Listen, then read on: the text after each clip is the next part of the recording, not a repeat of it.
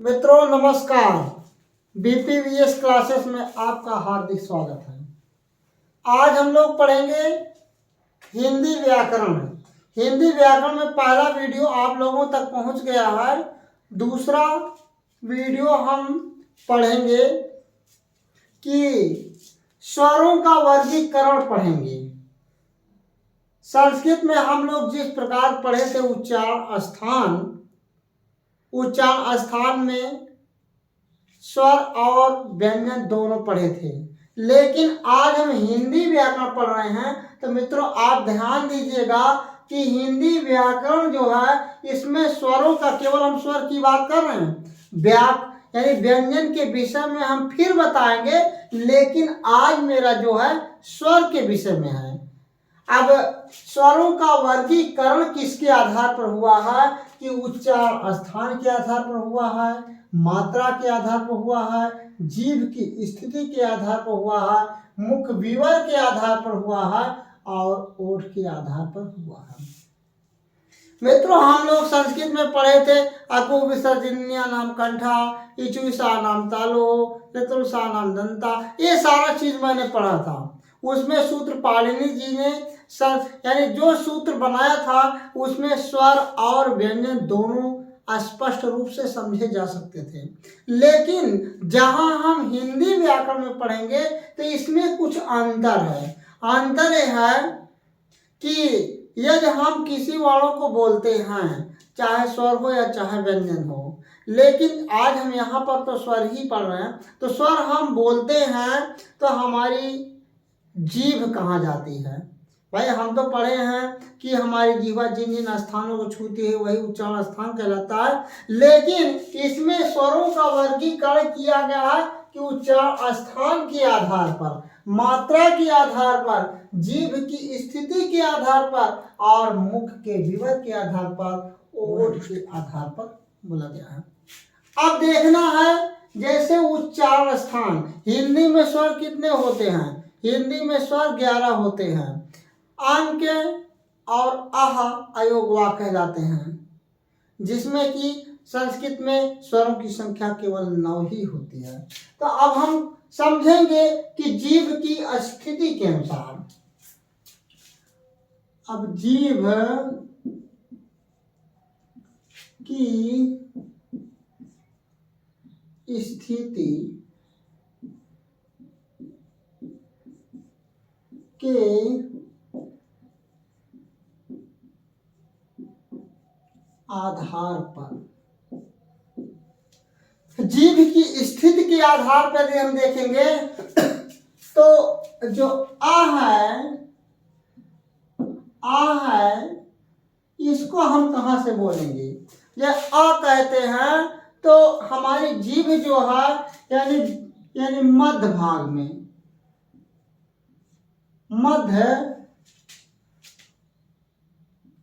ये मध्य स्वर है, क्योंकि आ बोलते हैं, आ बोलते हैं तो हमारी जीभ की कंडीशन जो होता है बीच में प्रभावित करती है। अब जैसे मध्य स्वर में मित्रों यही तरह प्रश्न पूछा जाता है, TET, super TET, C TET और टीजीटी पीजीटी वाले विशेष ध्यान देंगे कि ऐसे प्रश्न पूछे जाते हैं जो कि हम लोग गलत कर बैठते हैं। अब देखिए ये मध्य स्वर से बोला जाता है। अब देखना है कि पश्च स्वर से क्या बोले जाते हैं।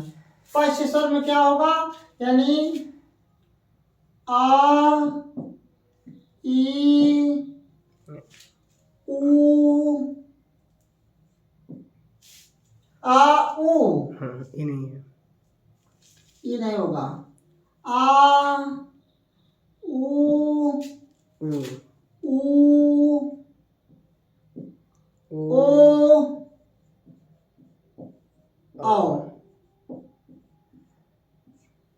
आ उ ओ आओ। ये कहाँ से बोले जाते हैं? ये पश्च स्वर हैं। ये कौन स्वर कहलाते हैं? पश्च स्वर कहलाते हैं। मध्य स्वर कहलाता है कौन? आ केवल मध्य स्वर कहलाता है। आ उ ओ आओ, ये कौन स्वर है? पश्च स्वर है। पश्च का मतलब पीछे, मध्य का मतलब बीच में, और अग्र स्वर कौन कौन है, यानी ई, देखिए छोटी ई बड़ी ए आई, ये कौन स्वर है, ये अग्र स्वर है। कौन स्वर, अग्र स्वर, यानी अ मध्य स्वर है, मध्य का मतलब बीच में, और आ उ ओ औ एक पश्च स्वर है, और ई ए आय ये अग्र स्वर है। अब देखना है मुख विवर के आधार पर, मुख है ये हो गया उच्चारण, मान लो उच्चारण स्थान बाद में बता देंगे, ये हो गया जीभ के आधार पर। अब देखना है मुख विवर के आधार पर, नीचे लिख दे कि ऊपर लिखे, मुख विवर के आधार पर, मुख विवर के आधार पर। अब देखना है मुख विवर के आधार पर कितने प्रकार के होते हैं, 4। ये कितने प्रकार को है, जीभ के आधार पर 3, यानी लिख देते हैं एक ना 3, कौन कौन, 1 2 3, यानी जीभ की स्थिति के अनुसार 3, मध्य स्वर, पश्च स्वर, अग्र स्वर, और मुख विवर के आधार पर कितने हुए, 4। कौन कौन हुए, देखिए अर्ध, अर्ध चाहे इस तरह लिखे, चाहे उधर फुल लिख दें, फुल लिख देते हैं, अर्ध विपरीत, अर्ध विपरीत। नंबर 2 विपरीत, नंबर 3 समृद्ध, समृद्ध, नंबर 4 अर्ध समृद्ध, अर्ध समृद्ध।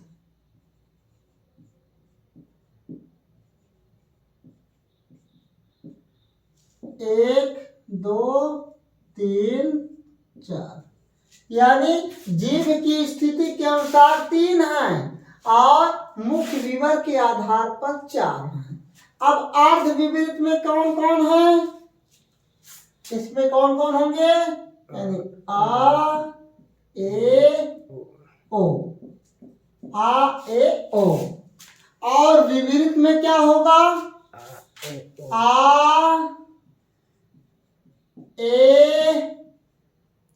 ओ आओ, जैसे आ ए ओ, आ आए ओ आओ। फिर देखना है समृद्ध में क्या होगा, ई और ऊ, और अर्ध समृद्ध में क्या होगा, छोटा, हाँ ई और ओ, ई और ओ होगा, यानी अर्ध विपरीत में होगा आ ए ओ, विपरीत में होगा आ ए ओ, और समृद्ध में होगा ई ऊ, और अर्ध समृद्ध में ई ऊ होगा। अब देखना है ओठ के आधार पर, ओष्ठ, ओष्ठ के आधार पर, ओष्ठ के आधार पर कितने हैं, ओष्ठ के आधार पर कितने हैं, 3 हैं।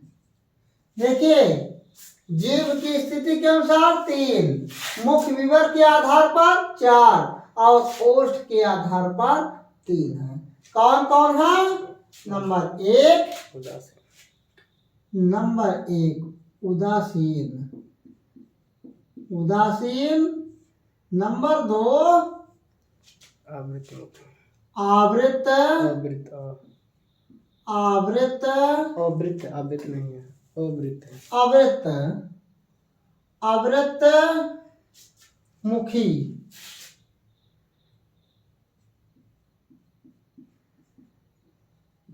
नंबर 3 वृत्त मुखी। वृत्तमुखी।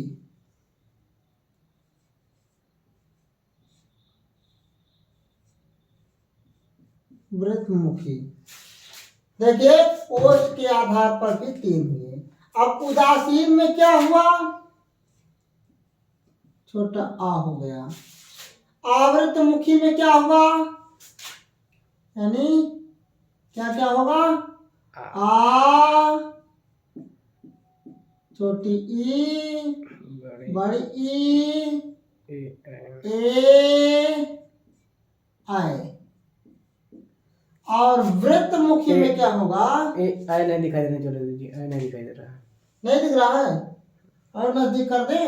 बगल नीचे कर दीजिए इसको। चलो नहीं दिख रहा है मित्रों, हम इसलिए आई कर देते हैं यहाँ पर। अवृत्तमुखी में क्या होगा?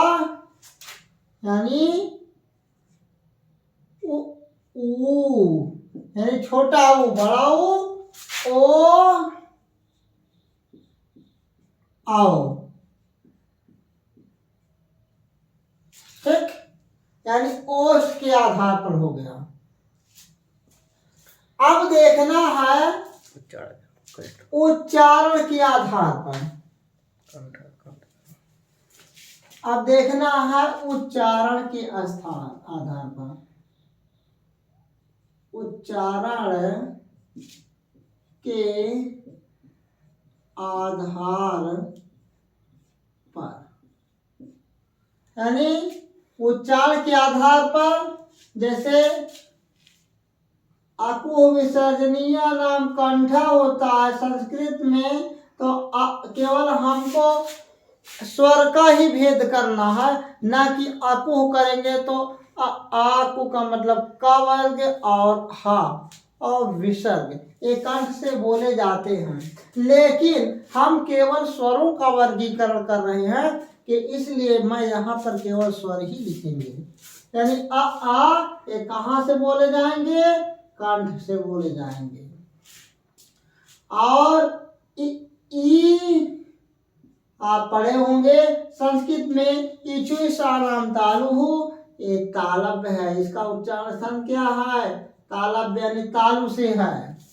और छोटा ऊ बड़ा ओ यानी उपपादमानिया नाम ओष्ठव पढ़े होंगे, तो केवल हमको स्वर ही लिखना है, तो हो जाएगा कहाँ से? ओष्ठ हो जाएगा।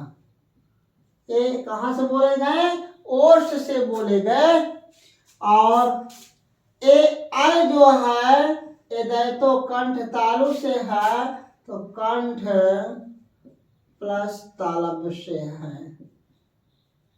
और ओ दाओ तो ओ आओ कंठोष्ठ से है, कंठ प्लस ओष्ठ से है, कंठ प्लस ओष्ठ से है। अब बचा कहाँ से? अब बचा मात्रा के आधार पर। अब लिखेंगे मित्रों मात्रा के आधार पर। मात्रा के आधार पर मित्रों हम मात्रा के आधार पर 2 प्रकार से दिए हैं। यानी हम आपको पढ़ाए हैं संस्कृत में, यानी एक पढ़ाए हैं ह्रस्व, नंबर 2 दीर्घ, नंबर 3 प्लुत पढ़ाए थे। हम संस्कृत में 3 पढ़ाए हैं, एक ह्रस्व, एक दीर्घ, एक प्लुत, 3 होता था, लेकिन यहाँ पर केवल 2 ही प्रकार हैं। नंबर 1 ह्रस्व, नंबर 2 दीर्घ, नंबर 2 दीर्घ। अब देखना है ह्रस्व किसे कहते हैं, दीर्घ किसे कहते हैं। यानी जिन वर्णों के उच्चारण में एक मात्रा का समय लगता है वो ह्रस्व कहलाता है, जिन वर्णों के उच्चारण में 2 मात्रा का समय लगता है वो दीर्घ कहलाता है। अब हरस में देखेंगे जैसे छोटा आ, छोटा ई, छोटा ओ, हो गया। ए, आए ना। अब छोटा आ, छोटी ई, छोटा ऊ, मान लो आए करेंगे तो 2 हो जाएगा। आयु, ए हो गया। एकदम यानी दीर्घ में कहते हैं तो मान लो बड़ा आ, बड़ी ई, ऊ, ओ, आओ, ए ऐसे हो जाते हैं। यानी जहां पर एक मात्रा का समय लगता है वो स्वर हरस कहलाता है, जहां 2 मात्रा लगता है वहां दीर्घ कहलाता है। मित्रों, यह वीडियो जरूर बड़ा होगा, लेकिन इसमें कई भेद दिए गए हैं कि स्वरों का वर्गीकरण किस आधार पर करेंगे, यानी जीभ के आधार पर करेंगे, मुख विवर के आधार पर करेंगे, ओष्ठ के आधार पर करेंगे, उच्चार स्थान के आधार पर करेंगे और मात्रा के आधार पर करेंगे। तो इसको आप कॉपी और पेन लेकर के नोट कर लीजिएगा। TET, super TET, C TET, TGT और पीजीटी वाले विषय ध्यान देंगे। और निम्न कक्षाओं के लिए यह वीडियो नहीं है, बल्कि बड़े कक्षाओं के लिए है। इसलिए ये बोरिंग तो जरूर महसूस होगा, क्योंकि ये वीडियो बड़ा है और काफ़ी इसमें दिए गए हैं जो कि हमको कई प्रकार से उसको सॉल्व करना पड़ा। इसलिए आज का वीडियो यहीं तक रहेगा। अगला वीडियो हम फिर बनाएंगे, फिर व्यंजन के विषय में बताएंगे। तब तक के लिए नमस्कार।